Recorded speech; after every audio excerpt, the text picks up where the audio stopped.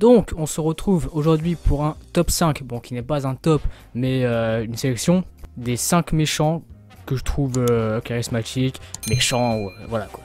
C'est parti. Light Yagami est un jeune étudiant qui un jour trouva ce fameux cahier que l'on connaît tous, le Death Note. Par la suite, il sera accompagné de Ryuk, un Shinigami.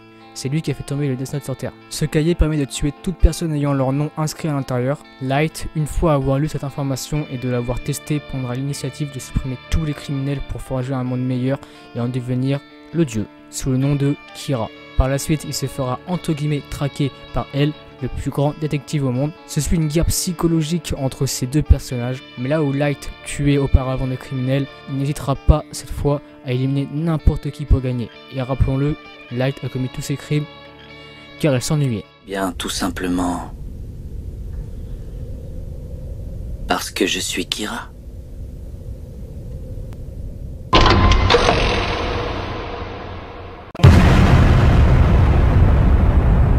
De son nom de vilain, Overhaul est le chef des 8 préceptes de la mort, un groupe de Yakuza. Overhaul est un sociopathe antisocial et celui-ci souffre de misophobie. Son alter, qui s'appelle Overhaul, permet de désassembler et d'assembler toutes choses, même les êtres humains. Shisaki est un personnage calme qui sait prendre des décisions et au bon moment, et qui a réussi à endoctriner la plupart de ses hommes pour le protéger. Mais il peut aussi se montrer impitoyable et meurtrier, surtout quand on le salit. Son objectif est de faire revenir les Yakuza au pouvoir. Il mettait le chef de son clan dans le coma et prenait sa petite fille qui avait un alter spécial qui permettait de supprimer les alters à tout jamais. Et pour ce faire, il la tortura, désassembla, il la tailla et il la réparait par la suite pour pouvoir bien sûr recommencer. En faisant ça, il réussit à créer des petites fioles qui permettent de supprimer un alter. Malheureusement pour lui, son plan échoua quand Izuku Midoriya, One for All 100%, l'a battu.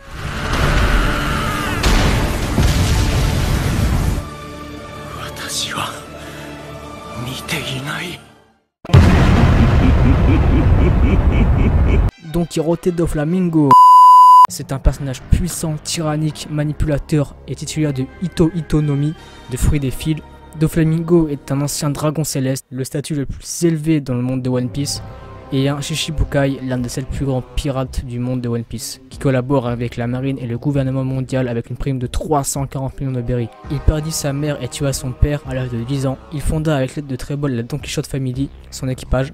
Il tua son propre petit frère car celui-ci l'avait trahi. Il est le roi de Dressrosa. Et pour avoir ce titre, il a débarqué en menaçant l'ancien roi et en déclenchant une guerre civile, mettant à feu et à sang tout le pays. Il a fait croire à tout le monde qu'il en était le sauveur, se faisant passer donc pour le sauveur alors qu'il était celui qui tirait toutes les ficelles. Il est aussi l'un des membres les plus importants de la pègre sous le nom de Joker. La marine et le gouvernement mondial le surnomment le démon céleste. Petit bonus, il connaît l'existence de quelque chose à Marie-Joie qui pourrait faire trembler le monde.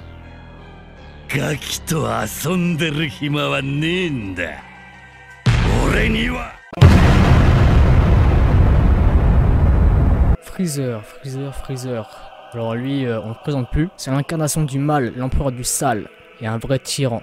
Il dirige une armée qui conquiert des planètes aux 4 coins de l'univers pour les revendre plus en francs. Freezer est cruel, il n'hésite pas à tuer ennemis comme alliés pour n'importe quel motif, surtout quand il est contrarié. Il a asservi le peuple Saiyan et en guise de remerciement, il les a tous détruits. Son Namek, il voulait s'emparer des Dragon Ball et pour ce faire, il n'a pas hésité à éliminer les Namek qui s'y opposaient. Et bien sûr, Freezer est impitoyable, il aime torturer ses adversaires avant de les achever. Et n'oublions pas que c'est grâce à Freezer que l'on a pu assister à la scène la plus connue de Dragon Ball Z, Goku Transformation SSJ 1.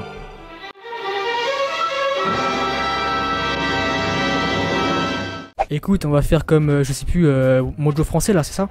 Allez, mention honorable.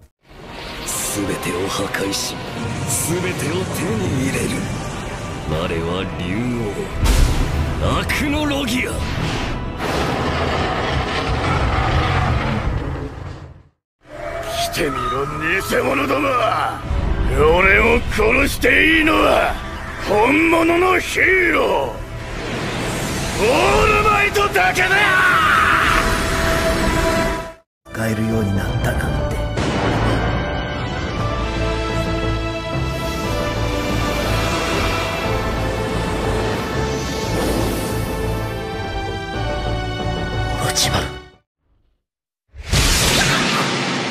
私、あなたのことが好きになったわ。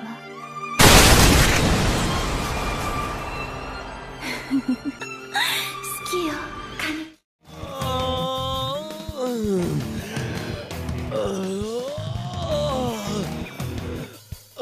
今すぐ君を壊したい。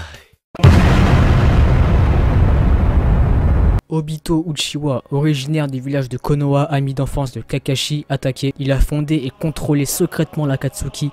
C'était lui le vrai chef de cette organisation criminelle. Il a déclenché l'attaque de Kyuubi sur Konoha et causa la mort des parents de Naruto, Kushina et celui qui était son sensei Minato. Il était le complice d'Itachi pour l'extermination du clan Uchiwa. Il contrôlait dans l'ombre le Mizukage du village de Kiri. Il a débarqué avec Sasuke au conseil des 5 Kage et a déclenché la 4ème grande guerre ninja. Bien sûr, tout ce que Obito a exécuté, il le faisait pour ressusciter Madara. Mais une fois que celui-ci a commencé à ne plus avoir besoin de lui, ça a été normalement fini pour Obito. Mais ce dernier est bien plus fort que ça et a réussi à contrôler Jubi et à devenir le Shinjuriki du démon à 10 queues lors de la 4ème grande guerre ninja. Il était à ce moment-là l'être le plus puissant au monde. Alors oui, bien sûr, j'aurais pu parler de Zetsu ou Madara voilà, dans Naruto, mais n'oublions pas que c'est quand même Obito qui a fait tout le sale boulot, qui s'est sali les mains et qui a tué plein de monde en fait, contrairement à Zetsu ou Madara. Madara il affrontait des ninjas, donc c'est normal, et Zetsu, manipulateur, c'est tout. Ils n'ont rien fait de plus. Dites-moi dans les commentaires hors de ce top, bien sûr, les méchants que vous kiffez. N'oubliez pas non plus de vous abonner et aller checker mon Insta. C'est normal, c'est cool. Sinon, moi je vous laisse. Bonne journée, bonne soirée.